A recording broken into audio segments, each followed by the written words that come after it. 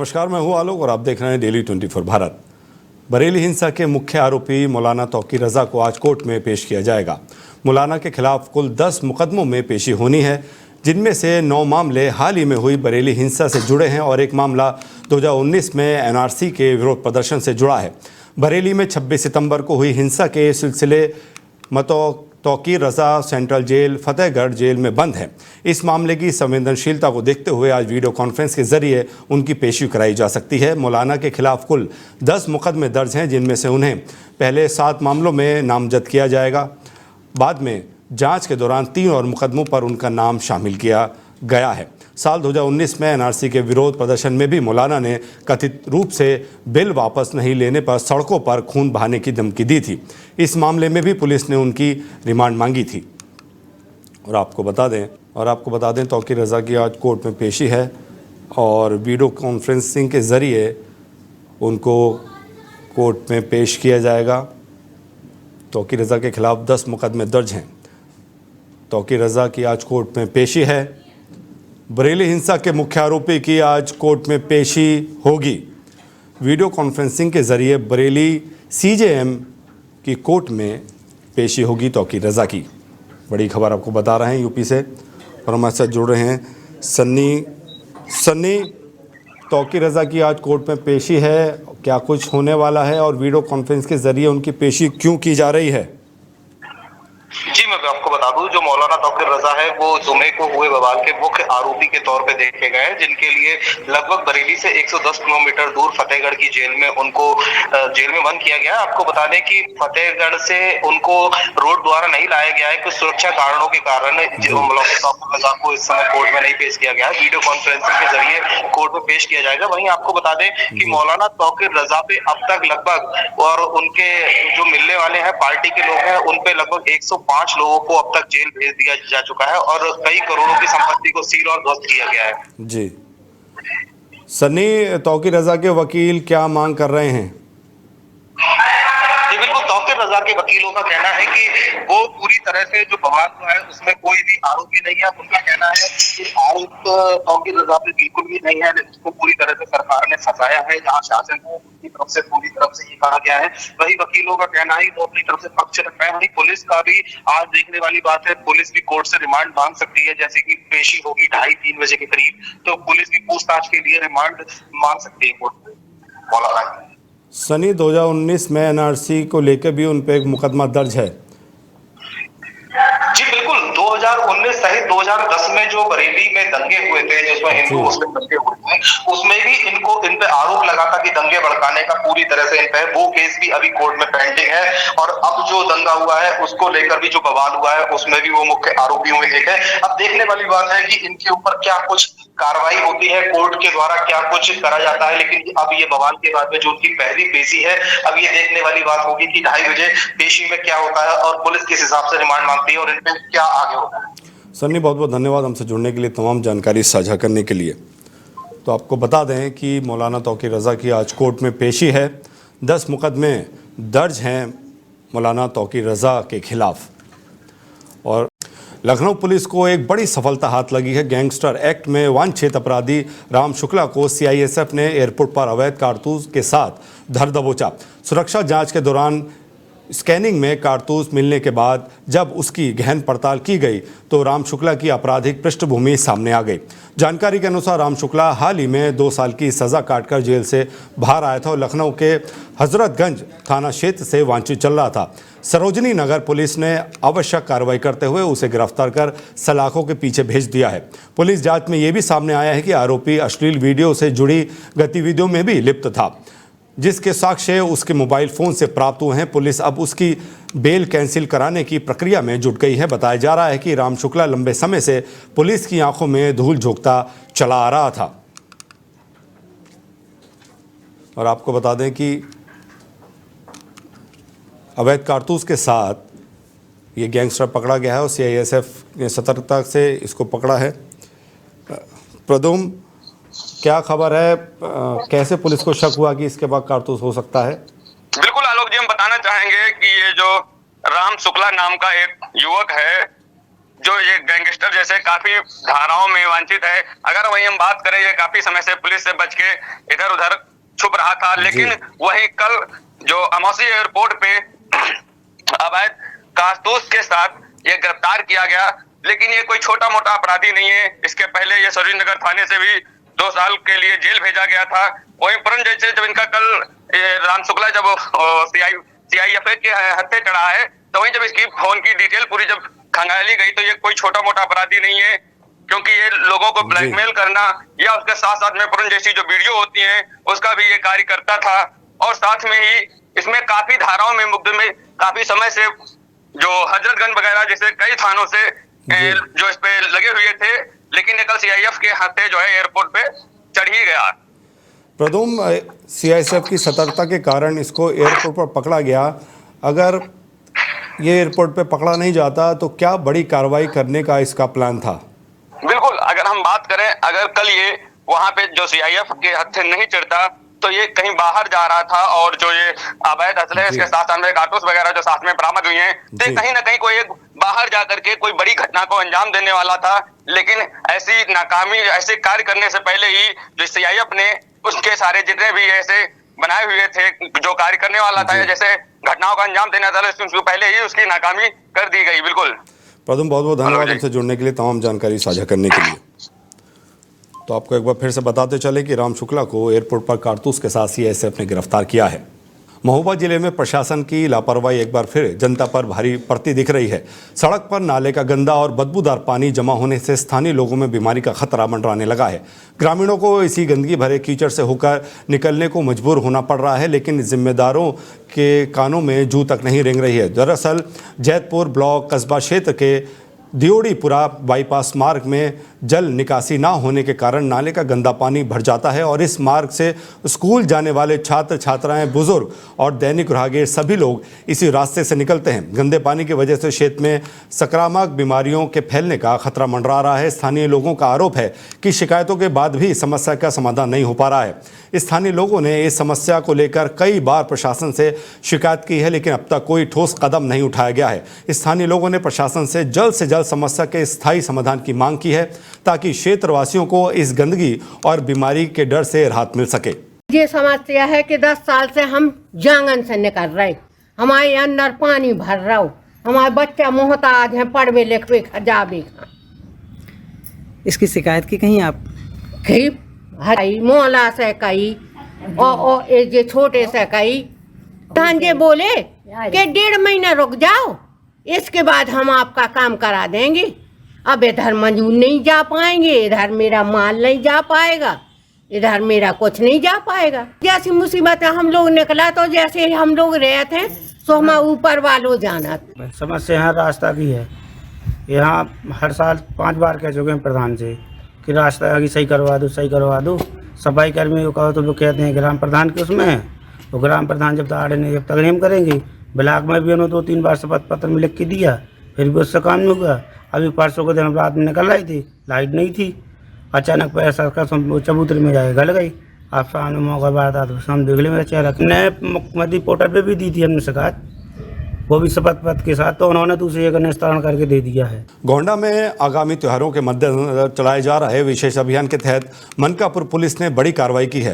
Police ने व्यक्ति को उसके घर से अवैध रूप से रखे गए भारी मात्रा में पटाखों के साथ गिरफ्तार किया है। गिरफ्तार व्यक्ति के पास से लगभग 2 कुंटल से अधिक पटाखे बरामद किए गए हैं। पुलिस अधीक्षक विनीत जायसवाल के निर्देशन में की गई इस कार्रवाई में पुलिस टीम ने मौके से 10 गत्तों में भरे विभिन्न प्रकार के पटाखे जब्त। आरोपी के खिलाफ विस्फोटक पदार्थ अधिनियम के तहत मुकदमा दर्ज किया गया है।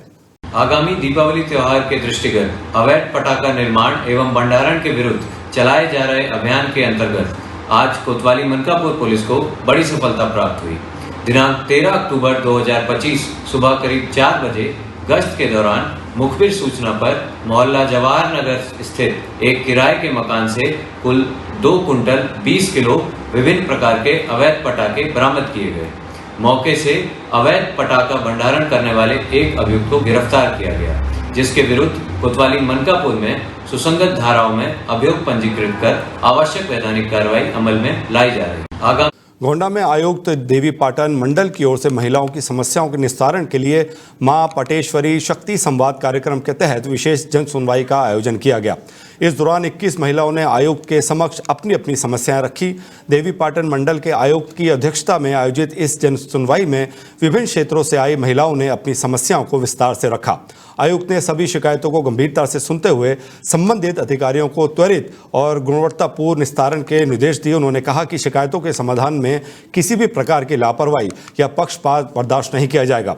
दोषी पाए जाने पर सख्त अनुशासनात्मक कार्रवाई की जाएगी। ऊपर आयुक्त प्रशासन कमलेश चंद्र ने बताया कि पिछले सोमवार को हुई महिला जन सुनवाई के दौरान आई 45 शिकायतों में से 40 का निस्तारण किया जा चुका है, जिनमें 36 निस्तारण संतोषजनक किए गए हैं। इस मौके पर अपर आयुक्त और उपायुक्त भी मौजूद रहे। दोनों महिला अधिकारियों ने भी शिकायतों को गंभीरता से सुनते हुए तत्काल कार्रवाई के निर्देश दिए। मिशन शक्ति 5.0 के तहत गोंडा में आयोजित विशेष संवाद कार्यक्रम में पुलिस अधीक्षक विनीत जायसवाल ने कस्तूरबा गांधी बालिका विद्यालय की छात्राओं से संवाद किया। इस दौरान छात्राओं को आत्मनिर्भर, सजग और सशक्त नागरिक बनने का संदेश दिया। उन्होंने छात्राओं को 1090-181-112-1930-1098 जैसी हेल्पलाइन सेवाओं की जानकारी दी और साइबर अपराधों से संपर्क रहने के उपाय बताए। कार्यक्रम के दौरान छात्राओं को महिला थाना का भ्रमण कराया गया और पुलिस कार्यप्रणाली से अवगत भी कराया गया। इस मौके पर कस्तूरबा गांधी बालिका विद्यालय की छात्रा कोमल मिश्रा को एक दिन की महिला थाना प्रभारी नियुक्त किया गया, जिन्होंने थाने में आने वाले फरियादियों की जन सुनवाई की। छात्राओं ने इस अनुभव को अत्यंत प्रेरणादायक बताया। देखिए, जैसा कि आप सभी अवगत हैं, माननीय मुख्यमंत्री जी द्वारा महिला सुरक्षा एवं सशक्तिकरण के लिए एक व्यापक अभियान मिशन शक्ति, इसके 5वें चरण का शुभारंभ 22 सितंबर को स्वयं किया गया था, शारदीय नवरात्रि के उपलक्ष्य में। इसके क्रम में सभी विभागों द्वारा और पुलिस द्वारा नोडल की भूमिका में विभिन्न कार्यक्रम पूरे जनपद में चलाए जा रहे हैं। इन्हीं विभिन्न कार्यक्रमों के क्रम में आज यहाँ जो जनपद गोंडा का महिला थाना है, वहाँ पर हमारी कस्तूरबा गांधी विद्यालय की जो छात्राएं हैं उनको बुलाकर थाने का एक भ्रमण कराया गया। थाने की जो वर्किंग है, फंक्शनिंग है, पुलिस कैसे कार्य करती है, वो सारी चीज़ें उनको बहुत विस्तार से समझाई गई। हमारी जो 112 की प्रणाली है उसको अच्छे से समझाया गया। मुजफ्फरनगर पुलिस ने फुगाना थाना क्षेत्र में एक अनोखा जागरूकता अभियान चलाया। इस अभियान के तहत पुलिस टीम ने गांव-गांव जाकर लाउड स्पीकर से ऐलान कर लोगों को अवैध पटाखों के संबंध में जागरूकता फैलाई और पुलिस ने साफ संदेश दिया कि बिना लाइसेंस पटाखे रखना या उनकी बिक्री करना कानूनन अपराध है, जिस पर सख्त कार्रवाई की जाएगी। त्योहारों के मद्देनजर पुलिस प्रशासन ने क्षेत्र में हो रहे छोटे विस्फोटों को गंभीरता से लेते हुए सुरक्षा के पुख्ता इंतजाम किए। इस दौरान पुलिस ने दुकानदारों और आम जनता दोनों को जागरूक करते हुए कहा कि वे केवल लाइसेंस प्राप्त विक्रेताओं से ही पटाखे खरीदें और किसी भी संदिग्ध गतिविधि की जानकारी तुरंत पुलिस को दें।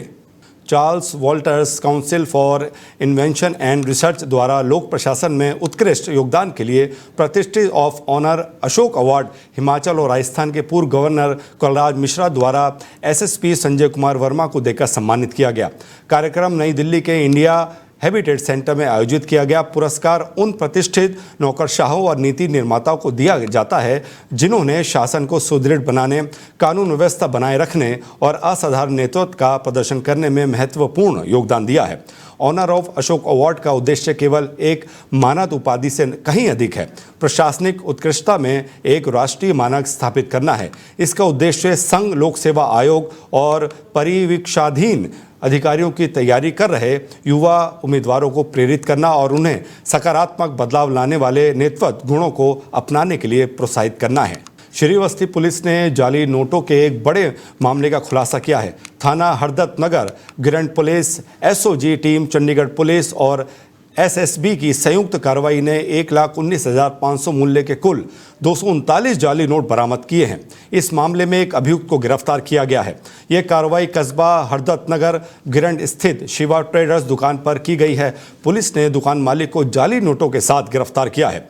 बरामद जाली नोटों से संबंधित एक मामला चंडीगढ़ के थाना पुलिस स्टेशन क्राइम सेक्टर 11 में 26 सितंबर 2025 को पंजीकृत किया गया था। चंडीगढ़ पुलिस द्वारा बरामदी नकली नोटों और अभियुक्त को हिरासत में लेकर आगे की विविध कार्रवाई की जा रही है। पुलिस अधीक्षक राहुल भाटी के निर्देशन में हुई इस कार्रवाई में कई अधिकारी शामिल थे। वहीं आरोपी के खिलाफ धाराएं 178, 189, 180 बीएनएस के तहत मुकदमा दर्ज किया गया है।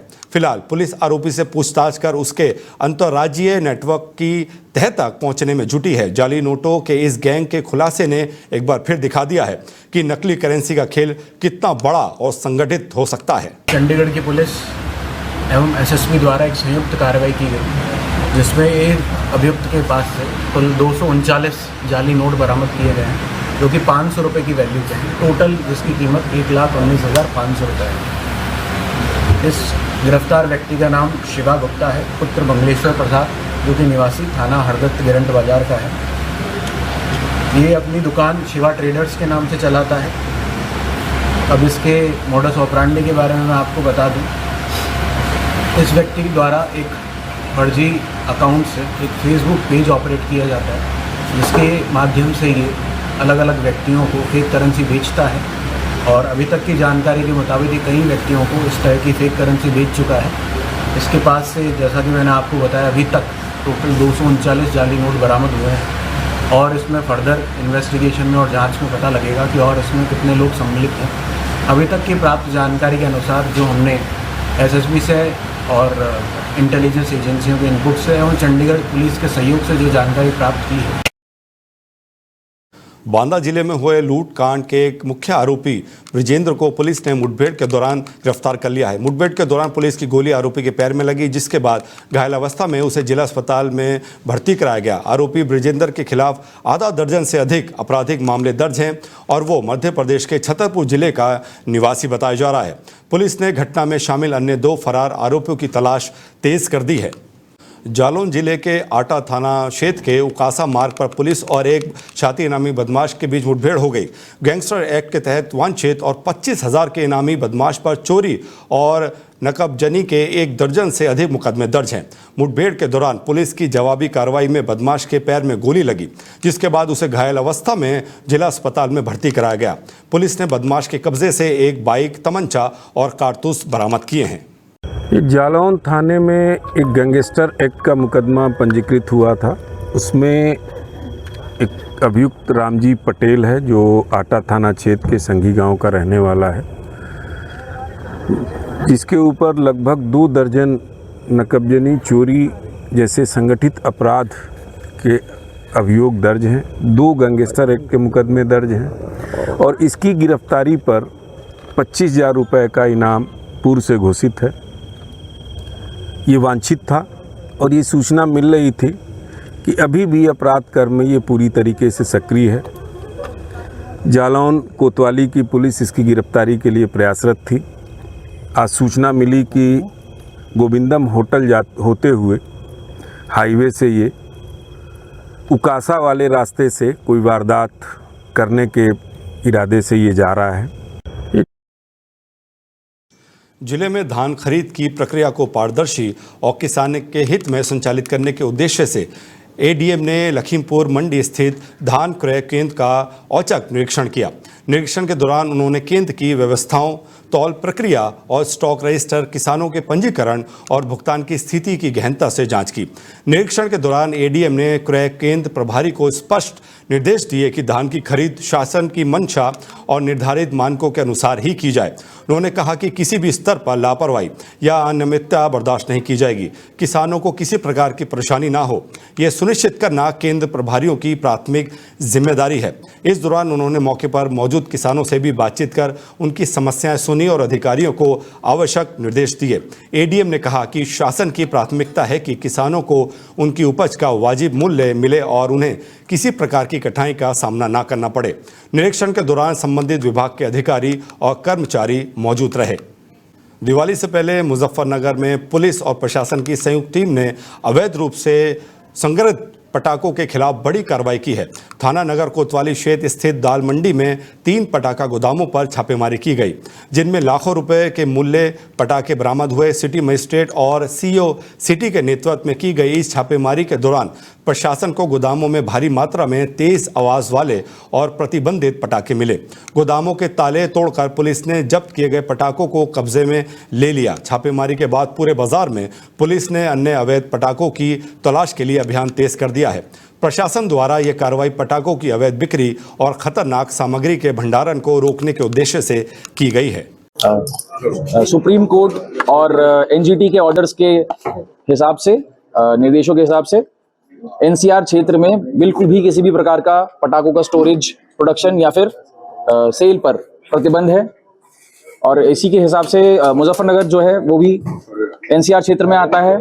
प्रशासन पुलिस द्वारा यहाँ पर कोतवाली नगर क्षेत्र में दाल मंडी में 7 दुकानों पे ऐसे छापा मारा गया और हमने बड़ी संख्या में, बड़ी मात्रा में ऐसे यहाँ पे पटाखे रिकवर करे हैं, जो कम से कम 10 से 12 कुंटल की मात्रा होगी जिसकी। मुजफ्फरनगर की खतौली तहसील क्षेत्र के मंसूरपुर गांव स्थित चर्चित डिस्टली और उस समय हड़कंप मच गया जब फैक्ट्री परिसर में कुछ अज्ञात व्यक्तियों की मौजूदगी की सूचना पर पुलिस और प्रशासनिक अधिकारी मौके पर पहुंच गए। बताया गया कि ये डिस्टली न्यायालय के आदेश के तहत मामले की कुर्क की जा रही थी। मजदूर यूनियन ने अज्ञात लोगों की गतिविधियों की जानकारी डीएम, एसडीएम और क्षेत्राधिकारी को दी, जिसके बाद प्रशासनिक टीम ने तत्काल पहुंचकर स्थिति का जायजा लिया। एसडीएम खतौली राजकुमार भारती खुद टीम के साथ मौके पर पहुंचे और स्पष्ट किया कि यह कार्रवाई न्यायालय के संबंधित हो रही है या नहीं। उन्होंने बताया कि फैक्ट्री पर 4 करोड़ 53 लाख के बकाया भुगतान के कारण कुर्की की गई थी और मूल्यांकन के लिए ही कुछ अधिकृत लोग परिसर में मौजूद थे। उन्होंने ये भी स्पष्ट किया कि भविष्य में कोई भी व्यक्ति डिस्टिलरी में प्रवेश तभी करेगा जब पूर्व में डीएम और एसडीएम की अनुमति ली गई हो। मौके पर बीजेपी नेता राजू अहलावत, मजदूर संगठन के अध्यक्ष अमित राठी समेत बड़ी संख्या में मजदूर और स्थानीय लोग मौजूद रहे। देखिए, है क्या, आज की तारीख में ये सरकारी संपत्ति है, क्योंकि करोड़ों रुपया इसके जो कर्मचारी हैं बकाया है इस फैक्ट्री पे। तो डीएम साहब ने अपने स्तर से सहारनपुर जो लेबर कमिश्नर है उन्होंने फिर इसकी फैक्ट्री कुर्की कर ली थी, लेकिन इसमें केवल डीएम साहब ने और एसडीएम साहब खतौली ने ये कहा था कि केवल एक व्यक्ति अंदर रहेगा इसकी देखरेख के लिए। लेकिन आज जो सूचना मिली थी कि आज 7, 8, 9 व्यक्ति अंदर हैं, वो सूचना हमें मिली। हमने एसडीएम साहब को भी यहीं पे बुलाया, डीएम साहब को सूचना करी, तो उसमें ITI से 2 व्यक्ति आए थे कि हमें फैक्ट्री बेचकर इनका भुगतान बकाया है वो करना है। वे मूल्यांकन का लेटर तो ले रहे हैं, लेकिन एक जगह चूक करके कि परमिशन नहीं एसडीएम साहब से ले पाए। ये जो डिस्टिलरी है इसको पहले ही सरकार ने कुर्क कर लिया है। अभी कुछ लोगों ने जो शिकायत की थी कि प्राइवेट लोग कुछ उसके अंदर घूम रहे हैं और कुछ चीज़ों को हो सकता है कि वो यहाँ से जो मशीनरी को ले जाएं। हमने तत्काल अपने नायब तहसीलदार जो हमारे जो टीम लगी हुई है यहाँ पर, वो लगातार विजिट करती रहती है, तो यहाँ पर देखा तो ऐसे कोई प्राइवेट व्यक्ति नहीं है। इन लोगों से फिर भी ये कहा गया कि उनको संशय है। आज कुछ लोग यहाँ पे जो मशीनरी है उसके मूल्यांकन के लिए, क्योंकि नीलामी की प्रक्रिया तभी हो सकती है जो संबंधित विभाग उसकी नीलामी के मूल्यांकन करके दे दे कि इस मशीनरी की कीमत इतनी है। तो आज वो लोग आए थे, बुढ़ाना ITI से आए थे और कुछ यहाँ के जो लोग जिनको सुपुर्दगी में संजय और 2-1 लोग और हैं, जो 8 लोग यहाँ पे ऑथराइज हैं, उनको क्या गया था, हमारी टीम है, बाहर के लोग नहीं थे। लेकिन फिर भी इन लोगों को बताया गया है कि जो श्रमिक हैं उनके साथ जो भी उनके संगठन के लोग हैं कि अगर आपको फिर भी कहीं पे ऐसा लगता है तो आप हम तत्काल बताएं। ये अज्ञात लोगों की सूचना है कि डिस्टिलरी में करीब 2 साल का लगभग 6 करोड़ रुपए वर्कर्स का बकाया है। मालिकों ने अपनी ये फैक्ट्री जो है अचानक से बंद कर दी, बिना किसी को नोटिस दिए, ना प्रशासन को नोटिस दिया ना किसी को। तो हमने जो है डीएलसी मैडम से बात करके वो करके डीएम साहब से जो है बात करके इनके कुर्की वुर्की कराई, तो यहाँ सरकारी सील लग चुकी है, संपत्ति सरकारी हो गई है। आज हमें सूचना मिली कि कुछ 8-9 लोग जो है अंदर गए हुए हैं। हम तुरंत सब लोग इकट्ठे होकर यहाँ आए, देखा तो वाकई में अंदर गए हुए थे। तो हमने तुरंत एसडीएम साहब को सूचना दी, सीओ साहब को सूचना दी और डीएम साहब को भी सूचना कराई। उन्होंने कहा कि तो एसडीएम साहब भी आ गए, राजू अहलावत जी को भी सूचना दी, वो भी यहाँ मौके पर आ गए। तो हमें पता चला कि भाई फैक्ट्री की वैल्यूएशन करना है। अगर वैल्यूएशन करने आ रहे हैं तो ना तो उन्होंने एसडीएम साहब को सूचना दी, ना उन्होंने यूनियन को सूचना दी, किसी को सूचना नहीं दी। आते हैं आदमी, अंदर चले जाते हैं और ये बहुत गलत है। हम ये चाहते हैं कि भाई ये हो ना अब दोबारा, क्योंकि अगर जब सरकारी संपत्ति। इस बुलेटिन में इतना ही। अपना ख्याल रखिए और देखते रहिए डेली 24 भारत। नमस्कार।